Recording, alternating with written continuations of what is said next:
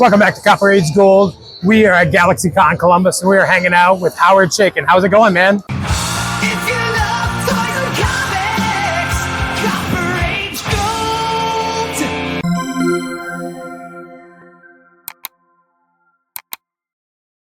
I'm very well. How are you? I'm doing great. Have you had a good time at GalaxyCon I have. Columbus? I love this show and I love this town. Awesome, man. Yeah, me too. I've been here all 3 years and it's always a great time. So one of the cool things you got to do this weekend is go to the Billy Ireland Cartoon Museum. Can you tell us about that? It was an add-on to the event, and I was first reticent about it because, frankly, I'm an old guy and it went late. I'm, past my bedtime and all that other stuff. Yeah. But boy, am I grateful I went for it. That's so cool. On a number of levels. The permanent exhibition, the stacks were astonishing. I had an absolutely involuntary reaction when the docent, Jenny, who is an absolute doll, opened the drawer and found a piece of artwork, a Sunday page, that is one of those holy grails that I literally reacted like, oh my Jesus! And people were like, what? I thought they were having a stroke, but it was pretty good.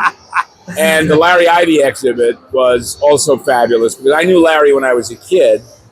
And it was one of those situations where there were 3 people at the exhibit who knew Larry. Me, the co-curator of it, Sandy Plunkett, and my pal Dave Armstrong, who modeled for Larry for the Ultron Boy character he did. Wow.